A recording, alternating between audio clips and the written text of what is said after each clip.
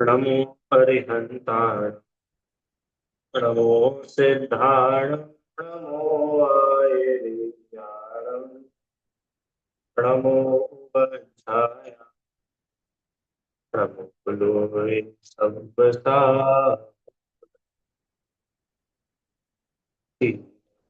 हमेशा तेरा शिव स्वरूप शिव का नमो प्रिय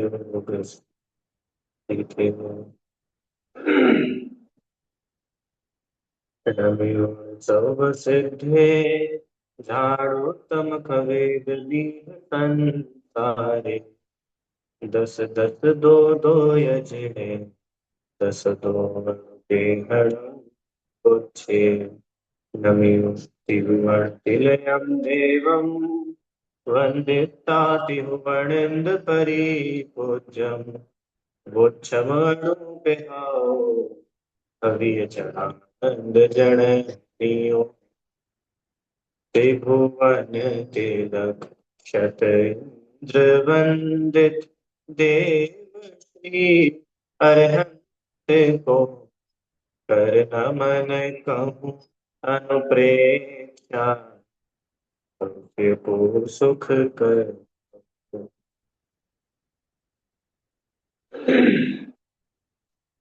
पंडित श्री दौलत राम जी द्वारा रचित छह ढाला ग्रंथ का हम लोग स्वाध्याय कर रहे हैं, जिसकी पांचवी ढाल में वैराग्य की जननी, आनंद की जननी, ऐसी सुंदर 12 भावनाओं का वर्णन पंडित जी ने किया है।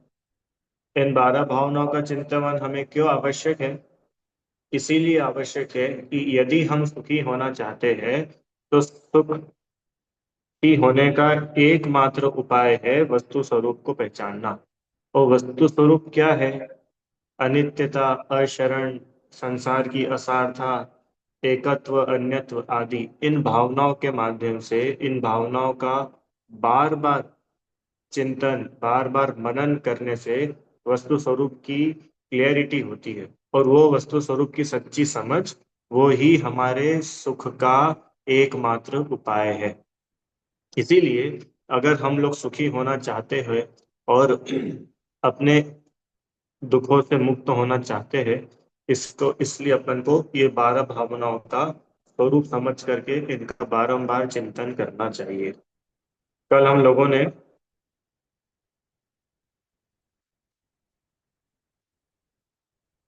पांचवी अन्यत्व भावना जो है, इसका स्वरूप समझा था। कल ये देखा था कि किस प्रकार से अन्यत्व वस्तु का स्वभाव ही है। जैसे एकत्व वस्तु का स्वभाव है, ऐसे ही अन्यत्व भी वस्तु का ही स्वभाव है। स्वयं से एकत्व और पर से अन्यत्व।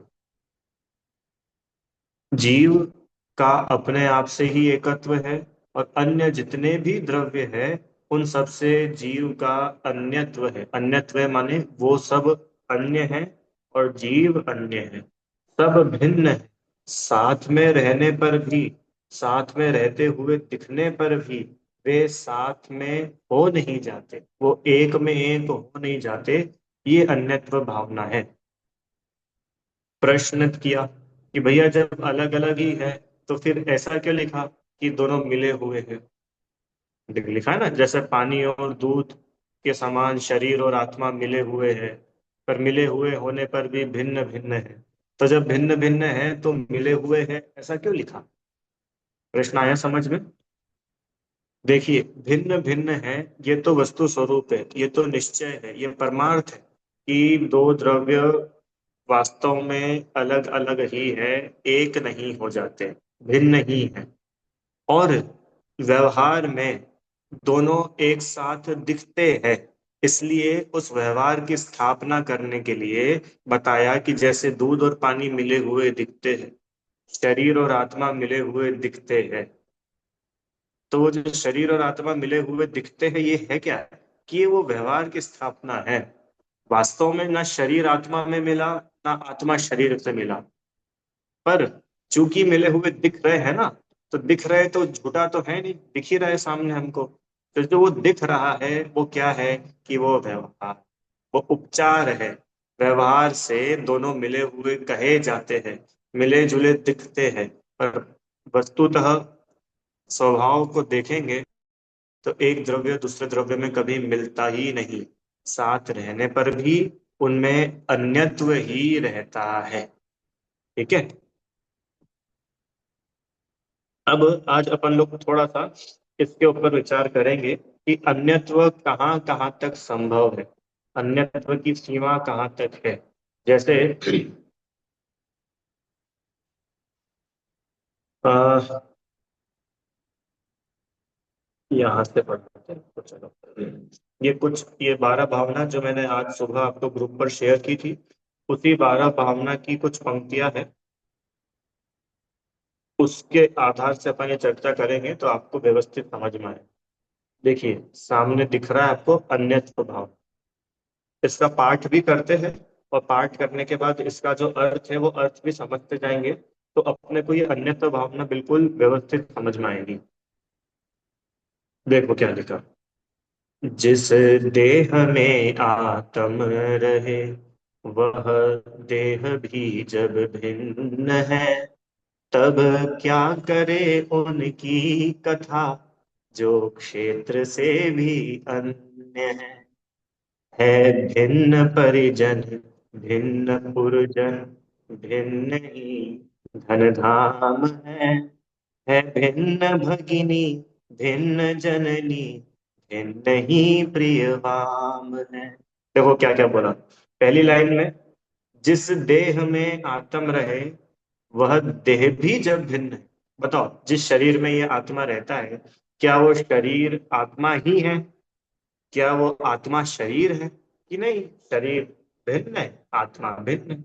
वही बात चल रही कि जब जिस देह में आत्मा रह रहा है, वो देह भी जब भिन्न है, तब उनकी क्या बात करें जो क्षेत्र से भी अलग है। ये बिल्कुल उसी का ट्रांसलेशन है काय का। ते प्रकट जुदे धन धामा, जो प्रकट ही हमसे भिन्न दिख ही रहे। रितांट, शरीर तो किसी को भिन्न नहीं दिखता है, शरीर तो एक ही दिखता है, पर बाकी चीजें तो भिन्न दिख रही है ना। राजा राणा में क्या लाइन आती है? जहां देह अपनी नहीं, तहां न अपना कोई। जब शरीर ही अपना नहीं है, तो बाकी दूसरे की अब और बात क्या करें। तो भाई क्या क्या भिन्न है कि परिजन, परिजन मतलब, अभी भिन्न का मतलब समझो पहले, क्योंकि भिन्न बार बार आएगा। अन्य भी यूज किया है शब्द। देखो भाई, भिन्न शब्द भी यूज किया है, अन्य शब्द भी यूज किया है। दोनों का लगभग लगभग समान अर्थ लेना। अर्थ इसका ये है कि मेरा सुख दुख ज्ञान दर्शन मुझ में ही है, इनमें नहीं है, इसलिए ये मुझसे भिन्न, ये मुझसे अलग है। मेरा स्वभाव मुझ में ही है, उनमें नहीं, इसलिए वो मुझसे अन्य है, भिन्न है। ठीक है। अब देखो लगाते जाओ। परिजन, परिजन माने रिश्तेदार सगे संबंधी जितने अपने हैं, ये हमसे भिन्न है। अब भिन्न है का मतलब, भिन्न है का मतलब उनके अच्छे बुरे से हमारा अच्छा बुरा नहीं। कितने लोग तो इसी के दुखी होते हैं, बहुत लोग दुखी होते हैं। जैसे मान लो कोई महिला हो, और उस महिला की शादी हो, और शादी हो जाने के बाद ससुराल वाले अच्छे ना मिले, जो इन लॉज है वो अच्छे ना मिले, तो अच्छे ना मिले इसको लेकर के वो जीवन भर दुखी रहे। क्यों दुखी रहे? बताओ, हमारे ये ऐसे, हमारी भाभी ऐसी, हमारे वो ऐसे, ये वैसे वो वैसे। अब भैया वो बुरे हैं, तो वो बुरे हैं तो तुम क्यों दुखी हो रहे हो? ये निर्णय करो ना कि तुम अन्य हो, वो अन्य है। हमारा ज्ञान दर्शन सुख हम में ही है, उनसे थोड़ी है। अभी वो समझ में आया है भिन्न परिजन का मतलब क्या? कितने लोग इसलिए दुखी हो जाते हैं क्या, कि बताओ वो, उदाहरण दे रहा हूं है ना, पेपर में न्यूज छपी, और वो न्यूज में ऐसा आया कि भाई 4 लोगों को चोरी करते हुए पकड़ा गया। सुनना सब ध्यान से। और वो जिन 4 लोगों का नाम आया, उन 4 में से एक अपना रिश्तेदार भी था। ठीक है। अब देखो चोरी किसने करी? रिश्तेदार ने। अब समाज में इंसल्ट कौन फील कर रहा है? अपन। अरे ऐसा होता है कि नहीं होता है? अपने किसी परिचित का पेपर में फोटो आता है, किसी नेगेटिव खबर में, कि इसने चोरी करी, इसने एग्जाम का पेपर लीक करा, पता नहीं क्या क्या, तो अपन दुखी हो रहे हैं। अब हम ये बोल रहे हैं कि अपन क्यों दुखी हो रहे हैं? गलत काम किसने किया? उसने। उसका फल किसको मिलेगा? उसको। एकत्व भावना में भी ये तो पढ़ा था, शुभ अशुभ कर्म फल जेते, भोगे जी एक ही तेते। अब हम क्यों दुखी हो रहे हैं? क्योंकि हम उनको अन्य नहीं मानते, हम उनको अपने से भिन्न नहीं मानते। हम ऐसा मानते हैं कि वो और हम एक ही है। आई क्या बात समझ में? अब ये दोनों में लगाना, पॉजिटिव में भी, नेगेटिव में भी, इष्ट में भी, अनिष्ट में भी, अनुकूल में भी, प्रतिकूल में भी। क्या लगाना? लगाना मतलब ये समझना कि भाई परिजन चाहे जैसे हो। अभी वो उन्होंने एक एक एग्जाम्पल लिया। परिजन, रिश्तेदार, चाहे अनुकूल हो या प्रतिकूल हो, हमारा सुख दुख उनसे नहीं है। हमारा सुख दुख तो अपने परिणामों से है। इसलिए उनको भिन्न जानो, और भिन्न जानो और आनंद में रहो। एक बात। परिजन। दूसरा पुरजन। पुर मतलब होता है नगर। शब्द सुना होगा आपने, नागपुर, कानपुर। पुर मतलब होता है नगर। तो पुरजन मतलब नगरवासी। नगरवासी भी कैसे है? हमसे भिन्न है। नगर भी हमसे भिन्न है। अभी हम लोग यहाँ इंदौर में है ना, तो इंदौर कैसा है? इंदौर नंबर वन है। काय में नंबर वन है? स्वच्छता में नंबर वन। भारत के सबसे क्लीनेस्ट सिटी इंदौर। अब इंदौर है स्वच्छता में नंबर वन, और 7 बार नंबर वन आ चुका है। और 7वें आसमान में है कौन? हम। क्यों? क्योंकि हम इंदौर वासी है। तो हमने हमारी पहचान कैसे बनाई? इंदौर से। मैं इंदौरी हूँ, मैं मुंबई वाला हूँ, हम छत्तीसगढ़ वाले हैं। वो बोल रहे हैं कि भाई छत्तीसगढ़ अलग है, अपन अलग है। इंदौर अलग है, अपन अलग है। हमारी पहचान ज्ञान दर्शन से है। हमारी पहचान जानने देखने से है। हमारी पहचान कोई स्वच्छता से नहीं है। ठीक है। वो बोल रहे देखो, व्यवहार तो व्यवहार जैसे ही चलता है। कहीं फॉर्म फिल करना होगा और उसमें शहर का कॉलम होगा, तो अपन इंदौर ही लिखेंगे। पर ये निर्णय अपना अंदर में पक्का होना चाहिए, मैं इंदौरी नहीं हूं। अरे जब मैं ये शरीर ही मैं नहीं, तो ये शरीर जहां जन्म लिया, वो जगह मैं कैसे हो सकता हूँ? वो जगह मेरी कैसे हो सकती है? भिन्न परिजन, भिन्न पुरजन, भिन्न ही धन धाम। धन धाम तो कल समझ लिया था, रुपया पैसा मकान वगैरह। अब भिन्न है मतलब पता है?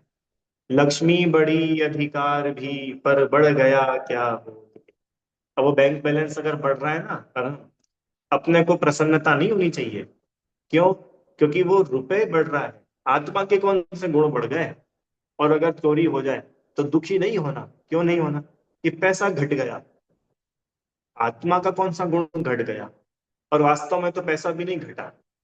वो 1 करोड़ रुपए यहाँ रखे थे, अब वो 1 करोड़ रुपए यहाँ रखे। लोग ऐसा बोलते हैं, क्या बोलते हैं पता नहीं, मैंने ऐसे रियल में तो कभी किसी को सुना नहीं है, पर ऐसा लोग बोलते हैं, ऐसा मैंने सुना है क्या, कि भैया ये हमारा बड़ा भाई है, ये भाभी है, और इन्होंने हमारा मकान खा लिया है, इन्होंने हमारी जायदाद खा ली।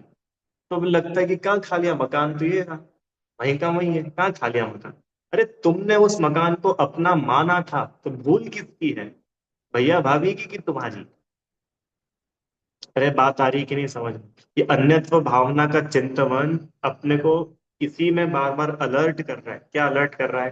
कि जिसको हम अपना मान के दिन रात लगे पड़े रहते हैं, वो अपने है ही नहीं, वो अन्य है। हाँ, अपने कहे जाते हैं, व्यवहार में कहे जाते हैं, पर है नहीं। आप लोग को ये डिफरेंस पता है? कहना और मानना। कहा तो कुछ भी जाता है, पर हर कुछ बात मानी जाए ऐसा नहीं है।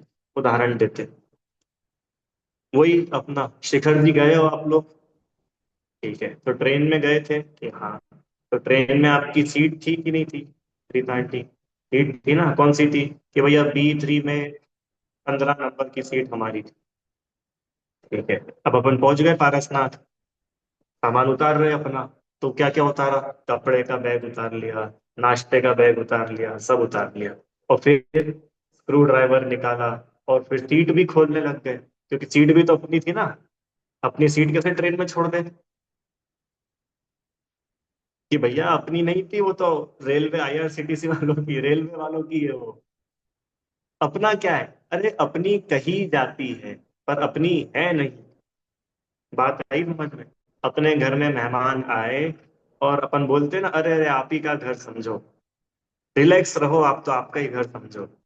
तो फिर वो व्यक्ति आप अपने से रजिस्ट्री के कागज मांग लेता होगा कि लाओ फिर हम हमारे नाम करो मकान। कि नहीं, वो भी उतना समझदार है कि कहा जाता है पर ऐसा है नहीं। बराबर। ऐसे ही व्यवहार में कहा जाता है भैया हमारा घर है, हम यहाँ रहते हैं। डॉक्टर डॉक्टर साहब बुखार आ गया है, ये कहा जाता है। पर वास्तव में शरीर अपना नहीं है तो बुखार अपने को कैसे आ सकता है? वास्तव में जब मकान अपना नहीं है, क्योंकि अरे जब अगर देखो, या तो जीव बदल करके मकान बन जाए, या मकान बदल करके जीव बन जाए, किसी एक को तो सेक्रीफाइस करना पड़ेगा। तो बताओ कौन सेक्रीफाइस करेगा? कि अपने चुनने से क्या होता है? ऐसा सेक्रीफाइस है ही नहीं वस्तु स्वरूप में। हर द्रव्य अपने आप में बिल्कुल अपनी एंटिटी लिए हुए, अपनी खुद की एक पहचान लिए हुए स्वतंत्र रहता है। हाँ, हम अनादिकाल से शरीर को अपना मानते आ रहे हैं, पर पता है शरीर अपना फिर भी नहीं हुआ। क्या गजब बात है! शरीर अपना होने को तैयार ही नहीं है। अपन भले ही लाख शरीर को अपना मान ले। अच्छा बताओ, पिछले भाव में अपन लोग शरीर को अपना मानते थे कि नहीं मानते थे? पिछले जन्म में मानते थे ना। तो क्या हुआ, वो शरीर लेकर के आ गए क्या अपन इस भाव में? माने अपन ही मानते थे, पर वास्तव में तो वो अपना हुआ ही नहीं। है भिन्न परिजन भिन्न पुरजन, भिन्न धन धाम है, और भिन्न भगिनी। भगिनी मतलब क्या होता है? बहन। बहन। हाँ। भिन्न जननी, जननी मतलब माता। और भिन्न ही प्रियवाम है, पत्नी। ठीक है। माता, बहन, पत्नी, पति, भाई, पिता, सब लगा लेना। ये सब हमसे भिन्न है, हमसे अलग है। आगे चलो। अनुज अग्रज सुत सुता, प्रिय सुहृद जन सब भिन्न है। अब देखो यहां तक। अनुज अग्रज, अनुज मतलब छोटा, अग्रज मतलब बड़ा, छोटा बड़ा, छोटा भाई बड़ा भाई। सुत सुता बेटा बेटी। सुहृद जन, सुहृद जन मतलब अपने प्रिय जन, जो अपने को प्रिय हो। ऐसे सारे जन, इस सारी दुनिया के लोग, ये अपने से भिन्न है। ठीक है, यहाँ तक तो अपन कल समझ चुके थे। अब आज जो पढ़ना है, जो कल हमने बोला था कि जो आत्मा में उत्पन्न होने वाले शुभ अशुभ भाव है, वो भाव भी आत्मा से भिन्न है। लिखा ना, वो भाव भी आत्मा से अन्य है। अब कैसे है इसको थोड़ा सा समझते हैं। ये तो सब लोगों को फिर भी समझ में आ जाता है कि हाँ भैया इतना तो हमको समझ में आ गया कि मैं अलग हूँ, और ये पेंसिल अलग है। ठीक है, अलग अलग है ही वो तो। इतना भी चलो समझ में आ गया कि मैं अलग हूं और शरीर अलग है। यहां तक भी हम आपके साथ में हैं। पर मैं अलग हूं, और वो जो राग हो रहा है, वो जो शुभ भाव हो रहा है, वो शुभ भाव और मैं तो एक ही हूं ना। अच्छा बताओ, वो राग कहाँ पे हो रहा है? आत्मा में ही हो रहा है कि कहीं बाहर हो रहा है? आत्मा में ही हो रहा है। अच्छा, शरीर और आत्मा तो फिर भी दो अलग अलग है। पर वो शुभ भाव, शुभ राग, आप लोग को शुभ राग अशुभ राग समझ में आता है? शुभ अच्छे बुरे भाव जो हम लोग करते हैं, किसी जीव की दया का भाव, भगवान की पूजा का भाव, भक्ति, मुनिराज को आहार देने का भाव, ये सब कहलाते हैं शुभ भाव। इनसे पुण्य बनता है, राइट? और कुछ अशुभ भाव भी होते हैं। क्या होता है अशुभ भाव? हिंसा, झूठ, चोरी, कुशील, परिग्रह, क्रोध, मान, माया, लोभ, ये सारे जो भाव है, इनसे पाप बंधन होता है। ये सब अशुभ भाव। तो अहम, ये जितने भी भाव है, ये तो आत्मा में ही हो रहे हैं ना, कि कहीं बाहर हो रहे हैं? क्रोध आया आप लोग को कभी? क्रोध, आप लोग को गुस्सा आता है कि नहीं आता है? आता है ना, ठीक। तो कहाँ आता है गुस्सा, शरीर में कि आत्मा में? क्रोध कहाँ आता है? हाँ, दिखता शरीर से है, एक्सप्रेस शरीर से होता है, पर वो हुआ कहाँ पे? आत्मा में ही हुआ ना। कषाय कहाँ पैदा होती है? आत्मा में। बराबर। पाप के भाव कहाँ पैदा होते हैं, अशुभ भाव? आत्मा में।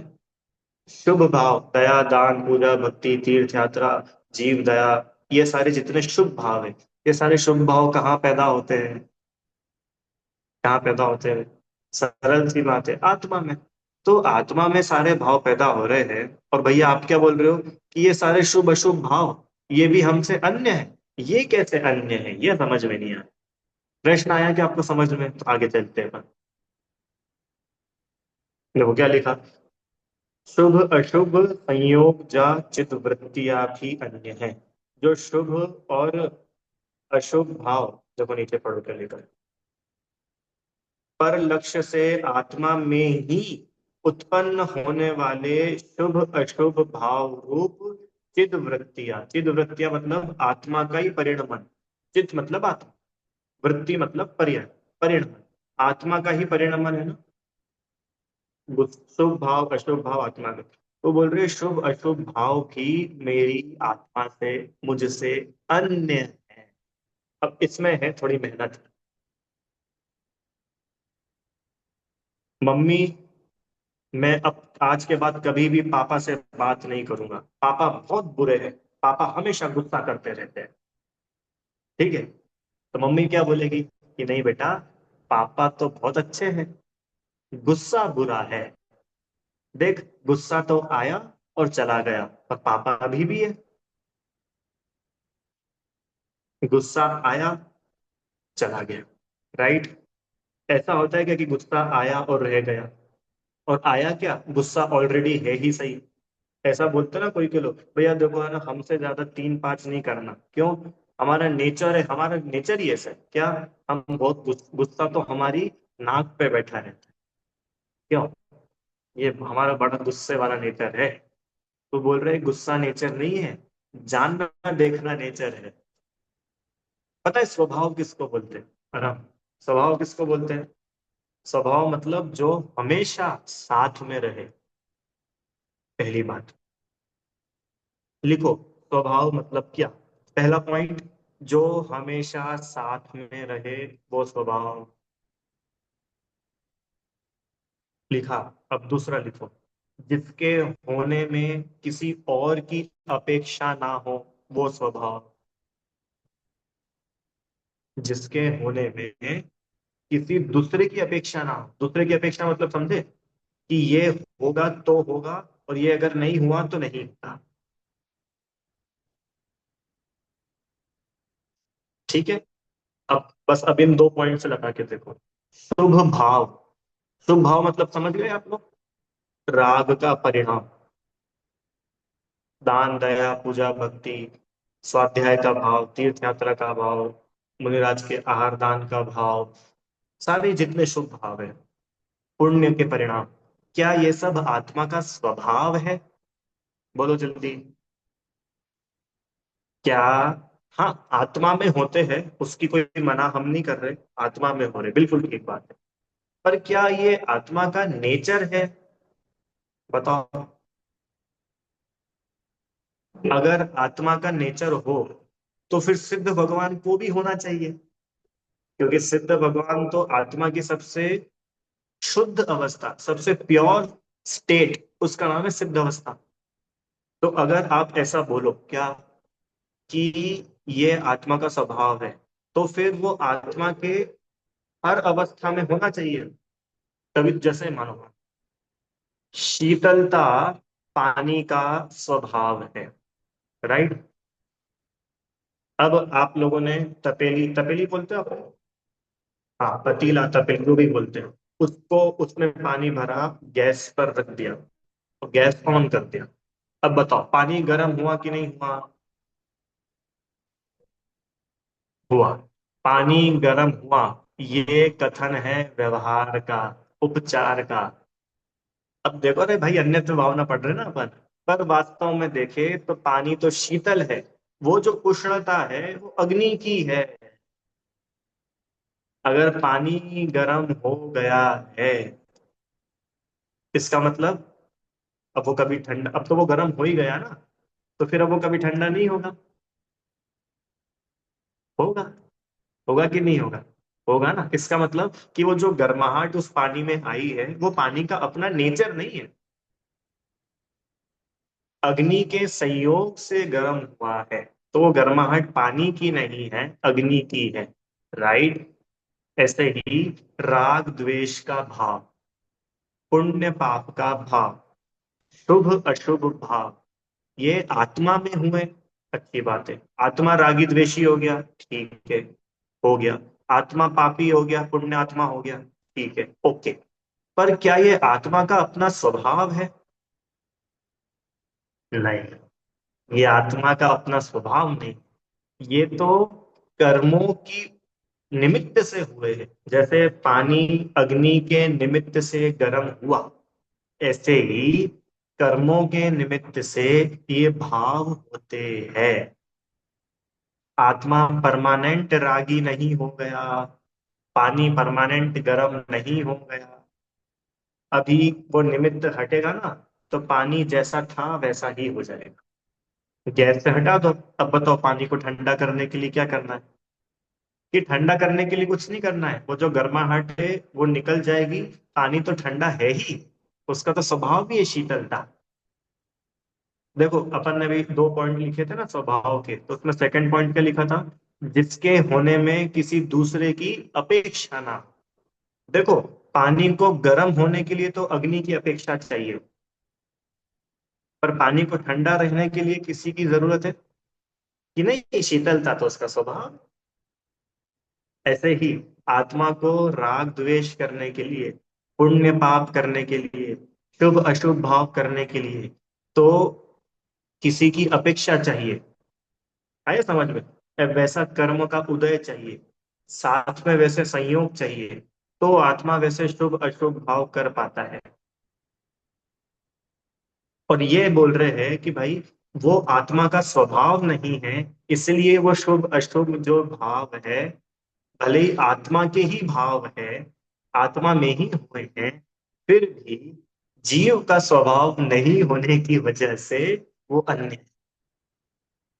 हम तो उस आत्मा को देख रहे हैं, किस आत्मा को? कि जो शुभ अशुभ भाव के भी परे है, जो पुण्य पाप के भी परे है। एक्चुअल में जो रियल आत्मा है, रियल आत्मा। और हम आपको बोले आत्मा के, आत्मा का आधार कार्ड बना के लाओ, ठीक है? अहम का नहीं, आत्मा का। आत्मा का आधार कार्ड बनाओगे तो उसमें आत्मा की क्या आइडेंटिटी लिखोगे? मैं मेल हूँ, मैं ग्वालियर में रहता हूँ, ये है क्या आत्मा की आइडेंटिटी? कि नहीं, मैं पुरुष हूँ, मैं ग्वालियर में रहता हूँ, मैं 14-15 साल का हूँ। ये तो वो जो कर्म है ना, उन कर्मों की अपेक्षा हम आत्मा की आइडेंटिटी बता रहे हैं। राइट।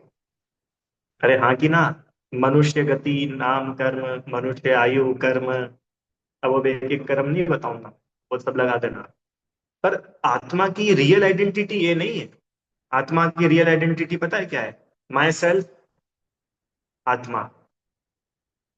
और शुद्धातम है मेरा नाम, मात्र जानना मेरा काम। और कि भैया क्या करते हो? कि भैया हम दुकान चलाते हैं। दुकान चलाना अपना काम नहीं है। क्यों? जय श्री आंटी जी। आपका नाम? जय श्री शाह। क्या करते हैं? भैया हाउस मेकर, होम में क्या, हाउस वाइफ। कि नहीं, ये रियल आइडेंटिटी नहीं है। रियल आइडेंटिटी क्या है? आपका नाम, आत्मा। क्या करते हो? जानते देखते हैं। गुस्सा करते हो? कि नहीं, गुस्सा आत्मा में होता है, पर हमारा स्वभाव, स्वभाव तो हमारा जानना देखना ही है। बात आ रही है क्या समझ में? अन्यत्व भावना चल रही है। अन्यत्व मतलब मैं जो हूं वो ही मैं हूं, बाकी जो मैं नहीं हूं वो मुझसे अन्य है। बताओ। राग द्वेष आत्मा में उत्पन्न हो रहे हैं, आत्मा ही रागी द्वेषी हुआ है, पर आत्मा का स्वभाव राग द्वेष नहीं है। इसलिए राग द्वेष शुभ अशुभ भाव ये आत्मा से अन्य है। अब अन्य है से इसका मतलब समझ में आया। हम किसी की भी पहचान शुभ अशुभ भाव से ना करें, किसी को भी छोटा बड़ा इस आधार पर नहीं माने। किस आधार पर? भाई यार हमको तो ये बिल्कुल पसंद नहीं है, ये जब देखो तब गुस्सा करते रहे। अरे तो तुम उनको गुस्सा करने वाला मान रहे हो, ये कब मानोगे कि गुस्सा अलग है और वो अलग है? गुस्सा अशुभ भाव, अशुभ भाव अन्य है, जीव अन्य है। अरे बात आ रही है क्या समझ में आप लोगों को? भैया तुम पहले से बहुत बदल गए। पहले तो तुम कितना अच्छा अच्छा बात करते थे, पहले तो तुम कितना अच्छे से मिलते जुलते थे। आजकल तो तुम बिल्कुल देखते भी नहीं हो हमारी तरफ, तुम बहुत बदल गए पहले से। कि कोई नहीं बदला, पहले भी वो जीव था जानने देखने वाला, अभी भी वो जीव ही है जानने देखने वाला। हाँ, हमने उन संयोगों के आधार पर उसकी पहचान बनाई थी। अब वो संयोग चले गए तो हम हमारे लिए वो बदल गया। पर वास्तव में वो तो वही है ना। जय श्री आंटी की बात आ रही कि नहीं समझ? उदाहरण, मैं और मेरा दोस्त हम दोनों घूमने गए, और घूमने गए तो हम लोगों ने फोटो खिंचाए। तो मैंने ब्लू कलर की शर्ट पहनी थी और उसने रेड कलर की शर्ट पहनी थी। ठीक है, अब फोटो क्लिक करे और 1 साल बाद हम लोग वापस मिले। वो आता है ना, फोन में भी आ जाता है 1 साल के बाद मेमोरीज। तो वो मेमोरीज आई 1 साल के बाद। और उस दिन जिस दिन मैं वो फोटो देख रहा था, उस दिन मेरे दोस्त ने व्हाइट कलर की टी शर्ट पहनी हुई थी और मैंने येलो कलर की टी शर्ट पहनी थी। और अब हम उसमें हम दोनों बात कर रहे कि यार ये फोटो अपनी है ही नहीं। क्यों नहीं है? कि देखो इसमें तो रेड और ब्लू शर्ट है, और आज तो अपन ने रेड और ब्लू शर्ट पहनी ही नहीं है। क्यों आ रहा? जिस दिन फोटो खिंचाया था उस दिन कौन सी शर्ट पहनी थी? रेड और ब्लू कलर की शर्ट। अब जिस दिन साल भर बाद फोटो देख रहे हैं, उस दिन क्या पहन रखा है? कि उस दिन तो व्हाइट और येलो टी शर्ट पहन रखी है। नहीं नहीं, ये अपनी नहीं है, जरूर किसी और की अपने फोन में आ गई होगी। कि नहीं, तुमने पहचान ही गलत करी है। तुमने पहचान कैसे बना ली थी? रेड शर्ट वाला, ब्लू शर्ट वाला। तो रेड शर्ट वाला और ब्लू शर्ट वाला उसकी पहचान नहीं थी। ये जो दिख रहा है ना चेहरा, ये उसकी पहचान। उदाहरण में, ऐसे ही क्रोध करने वाला, मान करने वाला, मैं बहुत बड़ा पुजारी हूं तुमको क्या पता, मैं जो पूजा करता हूँ ना, ऐसे तो हमारे पूरे मंदिर में कोई नहीं करता। कि सुन सुन इधर आ, तू अपनी गलत पहचान बना रहा है। क्यों? ये पूजा का जो भाव है, ये शुभ भाव है। ये शुभ भाव तेरी पहचान नहीं है। ये शुभ भाव अन्य है, तू अन्य है। अरे आपको समझ में आ रहा है कि नहीं आ रहा है?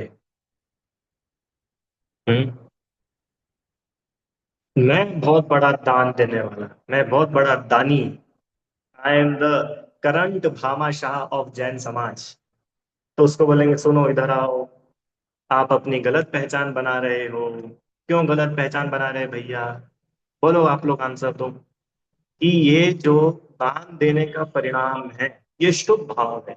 और तू इस शुभ भाव को अपना मानेगा, तो ये शुभ भाव तो आज है, कल नहीं रहेगा। और सुन, कल था भी नहीं। कल ये शुभ भाव था?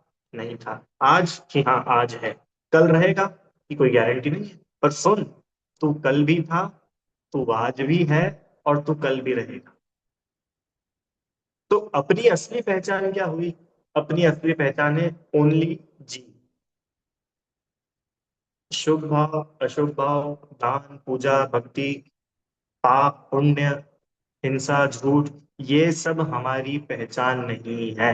इनसे हमारी पहचान नहीं है। ऊपर बात आई थी, मिले हुए तो है, होते आत्मा में ही है, फिर भी आत्मा में होने पर भी आत्मा से अलग है। कर्मोपाधि जन्य है, कर्मों के उदय से होने वाले भाव है। किस किस को मेरी बात समझ में नहीं आ रही? आ रही है? ठीक है, सबको आ रही है। भैया जिनके वीडियो बंद है उनका क्या समझा जाए? यस और नो? आ रही हो तो अच्छी बात है, और नहीं आ रही हो तो आप लोग हैंड रेस कर लेना। क्या बात चल रही है? कि चाहे शुभ भाव हो चाहे अशुभ भाव, ये दोनों ही आत्मा के साथ परमानेंट नहीं रहते, इसलिए आत्मा का स्वभाव नहीं है। और जब स्वभाव नहीं है, इसका मतलब आत्मा से अन्य है। Very simple. सेकंड पॉइंट, शुभ और अशुभ भावों के होने में किसी और की अपेक्षा है, किसी और की नीड है, कर्मों का उदय चाहिए वैसा उस जाति का, तो वैसे भाव होते हैं, तो वैसे संयोग होते हैं। और स्वभाव को किसी की अपेक्षा नहीं होती, इसीलिए ये शुभ अशुभ भाव मेरा स्वभाव नहीं होने से मुझसे अन्य है। आगे चले क्या? पक्का इतना सबको समझ में आया क्या? फर्स्ट पॉइंट, सदा साथ में नहीं रहते। सेकंड पॉइंट, इनके होने में कर्मों की आवश्यकता है, बिना कर्मोदय के निमित्त से ये नहीं। क्लियर? शुभ भाव अशुभ भाव के कुछ उदाहरण भी दे दिए। हम दूसरे को छोटा बड़ा शुभ अशुभ भाव के आधार पर ना माने। किसी के लिए ये पैमाना नहीं है कि ये कितने शुभ भाव करता है कितने अशुभ करता है। उसकी असली पहचान है जीव। सबको जीव देखो, स्वयं को भी जीव देखो। शुभ अशुभ भाव अलग देखो, तो अपन उसकी असली पहचान कर पाएंगे। ठीक है, आगे चले। अब बहुत सारा है इसमें मटेरियल, पर अब थोड़ा संक्षेप में ही अपन लेंगे। भविष्य में कभी मौका होगा तो और देखेंगे कि भैया यहाँ तक तो फिर भी ठीक था। तीसरी लाइन तो हमको समझ में नहीं है। ये पता है तीसरी लाइन क्या लिखी है? क्यों रहा? चलो भैया, शुभ भाव अशुभ भाव, या पुण्य पाप के भाव, या एक शब्द में बोले तो अशुद्ध भाव। राइट? अशुद्ध भाव, अशुद्ध में शुभ और अशुभ दोनों आ गए। अशुद्ध भाव तो आत्मा से अन्य है। इस लाइन में तो और ही गजब कर दिया। वहां तो ये बता रहे हैं, सोनमुख चिद वृत्तियां भी आत्मा से अन्य है। कि शुभ और अशुभ भाव तो ठीक है, जो आत्मा की और आत्मा की और जो आत्मा के परिणाम है, ऐसे शुद्ध भाव, क्या बोल रहे थे सर? स्वलक्ष्य से उत्पन्न होने वाले शुभ भाव रूप चिद वृत्तियां। देखो, शुभ और अशुभ भाव तो पर लक्ष्य से होते हैं। शुभ और अशुभ भाव में तो आप किसी को देखोगे तो या तो राग होगा या द्वेष होगा। पर शुद्ध भाव में किसी दूसरे का लक्ष्य नहीं चाहिए। शुद्ध भाव में तो अपनी आत्मा की ओर ही लक्ष्य है। वे बोल रहे हैं कि आत्मा में जो शुद्ध भाव हो रहे हैं ना, वो शुद्ध भाव भी आत्मा से अन्य है। ओहो भैया, ये क्या बोल दिया? शुभ अशुभ भाव तक तो समझ में आ रहा, शुद्ध भाव भी आत्मा से अन्य है। कल्पना आंटी, ये बात नहीं बची ना? शुभ अशुभ भाव तो भैया ठीक है, पर शुद्ध भाव, शुद्ध भाव मतलब निर्मल भाव। हाँ, सम्यक दर्शन। क्यों सम्यक दर्शन आत्मा से अन्य है? भैया कैसी बात कर रहे हो आप? सोचो कि हाँ, आत्मा को देखो आप, आत्मा मतलब पास्ट प्रेजेंट फ्यूचर, पूरा आत्म द्रव्य, उसको देखो, वहां सम्यक दर्शन कहाँ है? नहीं आई बात समझ में? सुनो सुनो, सरल करो, बहुत सरल करते हैं। स्वोन्मुख चिद वृत्तियां समझ में आई? स्वोन्मुख मतलब अपनी आत्मा के लक्ष्य से उत्पन्न होने वाले शुद्ध भाव। शुद्ध भाव मतलब संवर निर्जरा। राइट? शुभ अशुभ भाव आश्रवत। तो ये बोल रहे थे संवर निर्जरा रूप भाव, शुद्ध भाव है, वो भी आत्म स्वभाव से अन्य है। क्यों अन्य है? क्योंकि ये शुद्ध भाव सदा नहीं रहते हैं। सुनो, सम्यक दर्शन आज है, कल नहीं था। पर मैं आत्मा आज भी हूं और मैं कल भी था। अब आ गया समझ में? आप उस आत्मा को सामने रखो, किस आत्मा को? जो हमेशा से था, आज है और हमेशा रहे। उस आत्मा में ये सारी चीजें चल रही है, कभी शुभ भाव कभी अशुभ भाव, कभी शुद्ध भाव, उस आत्मा में ये सब चल रहे हैं। उन सब होते हुए शुद्ध अशुद्ध भावों में वो आत्मा भिन्न है, आत्मा अन्य है। आई समझ में? थोड़ा सा सुनो, सम्यक दर्शन मतलब पता है क्या होता है? थोड़ा सरल करता हूँ, थोड़ा सा सरल। सम्यक सम्यक दर्शन में काय का श्रद्धान होता है? सम्यक दर्शन का या आत्मा का? आत्मा का। सम्यक दर्शन सम्यक दर्शन के नाम पे दौड़ लगाएंगे ना, तो सम्यक दर्शन नहीं होगा। इसका मतलब वो सम्यक दर्शन आत्मा शून्य है। तुम तो आत्मा की श्रद्धा करो। हाँ, उस आत्मा की श्रद्धा पूर्वक जो होगा उसका नाम है सम्यक दर्शन। तुम सम्यक दर्शन के लिए कुछ मत करो। बात आई क्या पकड़ में? मनोरंजन। सम्यक दर्शन के लिए कुछ नहीं है। मैं जो कुछ करूंगा उसके फल में सम्यक दर्शन होगा। प्रथम। बात आई थोड़ी बहुत समझ में? भैया सम्यक दर्शन करना है, क्या करे? शिखर जी चले जाए कि सुनो, सम्यक दर्शन के लिए कुछ नहीं करो, आत्मा हूं ये जान करके आनंद करो। इसी का नाम सम्यक दर्शन है।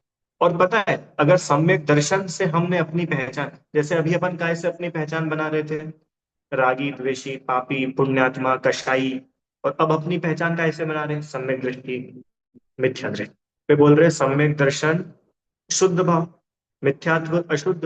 बोल रहे सम्यक दर्शन भी आत्मा की सच्ची पहचान नहीं है।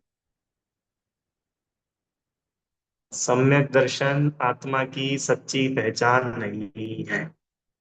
और आगे चले राम बाबू। केवल ज्ञान आत्मा की सच्ची पहचान नहीं है।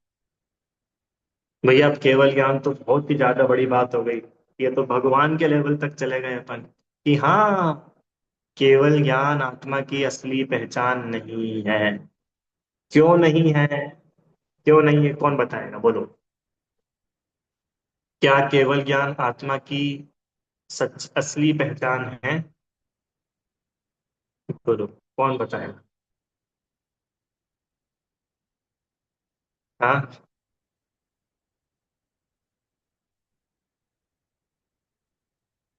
मेरे को आप लोग की आवाज नहीं आ रही है। आप लोग हाथ खड़ा करो, फिर मैं म्यूट करूंगा।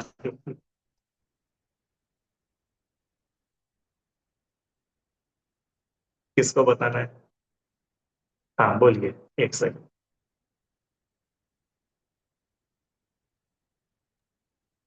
अ, भैया, जितनी समझ में आ रही है उतना ही बता रही हूँ कि हाँ, केवल ज्ञान भी एक समय की पर्याय है। वो भी बदल जाएगी। तो केवल ज्ञान के बाद क्या हो जाएगा? अल्प ज्ञान। सिद्ध नहीं, सिद्ध दश नहीं। तो सिद्ध दशा में भी है केवल ज्ञान तो अनंत काल तक रहने वाला है।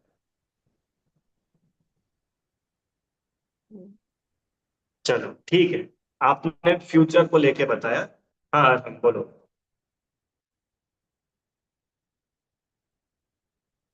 अ, भैया जी, जैसे अगर केवल ज्ञान आत्मा का गुण होता, आत्मा में ही होता, तो हर जीव को केवल ज्ञान होता। अब नारकी है, उसे भी केवल ज्ञान होता, हमें भी केवल ज्ञान होता। वो तो बढ़िया। एक। बहुत अच्छे, गुड। कि भैया केवल ज्ञान अगर आत्मा की सच्ची पहचान हो, मतलब आत्मा की पहचान केवल ज्ञान से हो, शुद्ध भाव की बात सोचे ना, तो केवल ज्ञान तो बिल्कुल सबसे टॉप लेवल का है। वीतराग, ये केवल ज्ञान। तो केवल ज्ञान अगर आत्मा की पहचान हो, तो अभी अपन लोगों को केवल ज्ञान है क्या? नारकी की तो छोड़ो, अपन को है किसी को केवल ज्ञान? बोलो। तो फिर अपन लोग आत्मा है कि नहीं है? है कि नहीं? है ना? इसका मतलब वो केवल ज्ञान वो शुद्ध भाव, वो आत्मा से अन्य है। अन्य है मतलब वो ऐसा नहीं है कि केवल ज्ञान कोई अलग है और आत्मा कोई अलग है। आत्मा में ही केवल ज्ञान रूप परिणमन हो रहा। समझना भैया। भले ही मोहराग द्वेष हो, भले ही केवल ज्ञान हो, भले ही सम्यक दर्शन हो, वो आत्मा में ही रहा है। आत्मा की ही पर्याय है। देखो शरीर जो है, शरीर आत्मा की पर्याय नहीं है। गोरा काला दुबला लंबा छोटा, ये आत्मा की पर्याय नहीं है। पर केवल ज्ञान तो आत्मा की ही पर्याय है। मनोरमा की भी। क्रोध मान माया लोभ आत्मा की ही पर्याय है। फिर, पर ये सदा नहीं रहते हैं, इसलिए आत्म स्वभाव से अन्य है। स्वभाव तो उसको बोलते हैं जो अनादि से है और अनंत काल तक रहेगा। ऐसा कहकर हम कोई केवल ज्ञान या सम्यक दर्शन की इंसल्ट नहीं कर रहे हैं, समझना भैया। केवल ज्ञान और सम्यक दर्शन अपनी जगह पर महान है, पूज्य है, पर केवल ज्ञान और सम्यक दर्शन की ओर देखते रहोगे तो ना केवल ज्ञान होगा ना सम्यक दर्शन होगा, ये बता रहे हैं। क्यों? क्योंकि वो भी आत्मा से अन्य है, और अन्य पर दृष्टि करोगे तो सम्यक तो नहीं होगा, स्वयं पर दृष्टि करोगे तो सम्यक तो होगा। तो कैसा है वो स्वयं? वो स्वयं आत्मा कैसा है कि शुद्ध अशुद्ध भावों से भी अलग, अलग मतलब वो उसी में रहे हैं, पर वो मेरा स्वभाव नहीं है। समझ में आया? वो मेरा स्वभाव नहीं। आगे नीचे देखो, चैतन्य में ध्रुव आत्मा गुण भेद से भी भिन्न है। गुण भेद मतलब समझ लो, गुणों का भेद करके देखना। गुण भेद करके देखना मतलब ज्ञाता, जानने वाला, देखने वाला, ज्ञान दर्शन चारित्र, इन गुणों का भी भेद जिसमें नहीं है, जो एक अभेद अखंड वस्तु है, जिसमें कोई खंड खंड बना नहीं, ऐसा अखंड वो आत्मा कैसा है? गुणों के भेद से भी भिन्न है। ठीक है, चलो ये चौथा वाला देखो। जो जानते इस सत्य को वे ही विवेकी धन्य हैं। ध्रुव धाम के आराधकों की बात ही कुछ अन्य है। अन्यत्व को पहचानना ही भावना का सार है। एकत्व की आराधना साधना का सार। क्या बढ़िया बात है कि जो इस सत्य को जानते हैं। किस सत्य की बात चल रही है?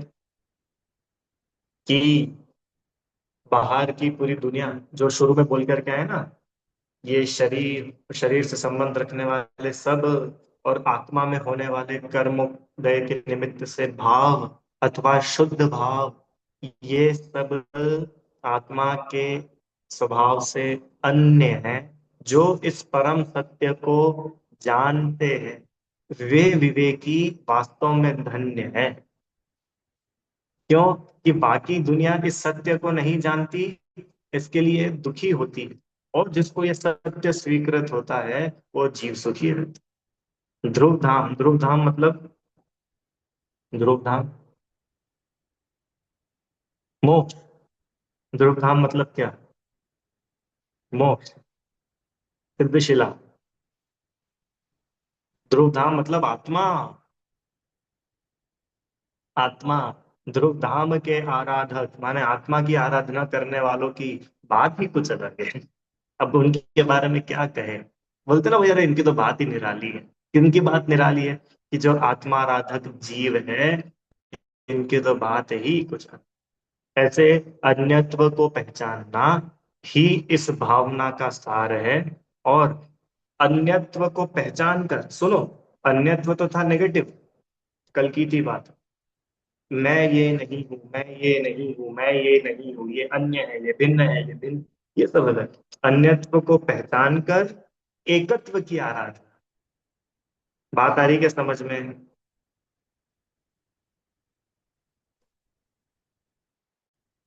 बच्चा बस से उतरा, ठीक है, और बस से उतरने के बाद उसको बहुत सारी मम्मी दिख रही है, राइट? ये मेरी मम्मी नहीं है, ये मेरी मम्मी नहीं है, ये मेरी मम्मी नहीं है, ये मम्मी नहीं है, ये तो हूँ अन्यत्व, ये मेरी मम्मी है, ये एकत्व। आया समझ में? ये आत्मा नहीं है, ये आत्मा नहीं है, राग आत्मा नहीं है, द्वेष आत्मा नहीं है, कर्म का उदय आत्मा नहीं है। तो ये तो नहीं है, नहीं है, नहीं है वाली बात है। तो आत्मा है क्या? कि अब इन सब से भिन्न जो एक एकत्व लिए जो वस्तु है, वो आत्मा है। तो उस एकत्व की आराधना, वो आराधना का सार है।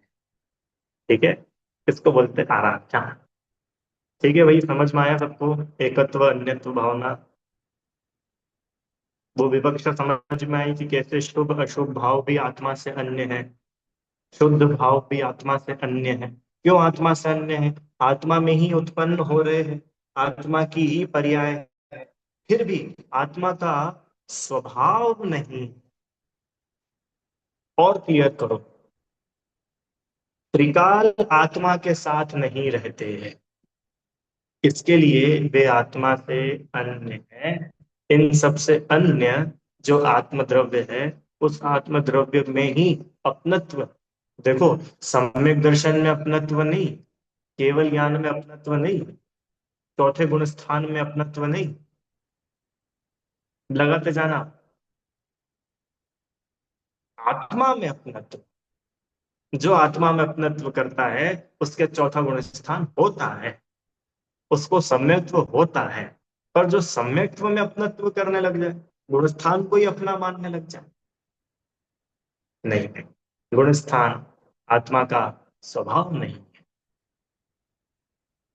ठीक है, समझ में आ रहा है क्या भैया? पक्का? चलो, तो बस इतना ही रखते हैं आज। ये अन्यत्व भावना का स्वरूप अपन ने आज समझा। अब कल से छठी जो भावना है, क्या नाम है उसका? अशुचि भावना। उस अशुचि भावना का स्वरूप अपन कल से समझे। अभी किसी को कोई प्रश्न हो तो आप पूछ लीजिए। बोलिए।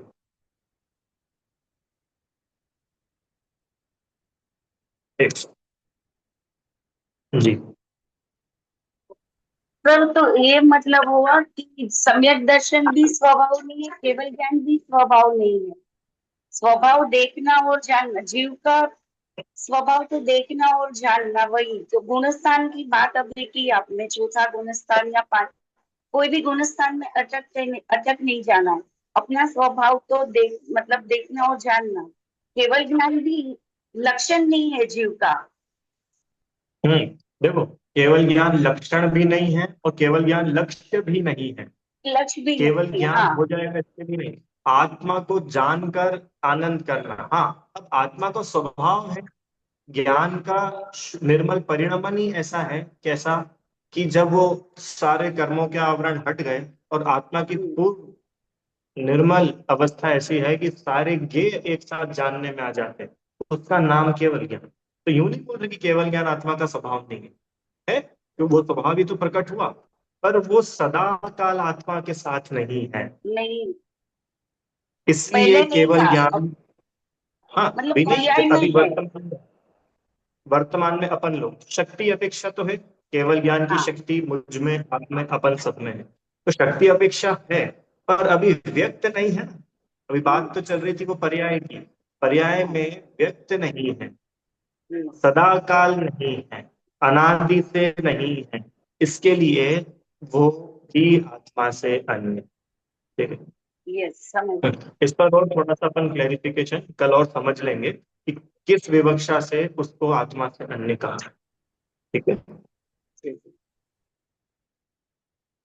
चलिए। जिनवाणी स्तुति। हे जिनवाणी भारती, तो ही जपू दिन रहे, जो तेरी शरणा गए, तो पावे सुख चैन। जा वाणी के ज्ञान से तुझे लोकालो, सो वाणी मस्तक नमो देते हूँ।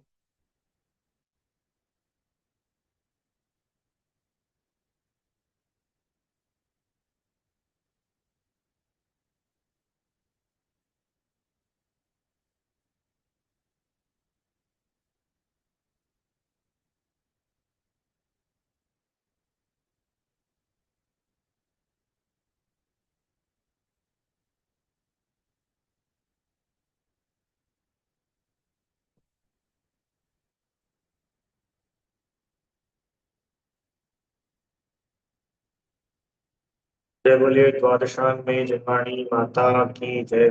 महान जैन धर्म। जय जय जय।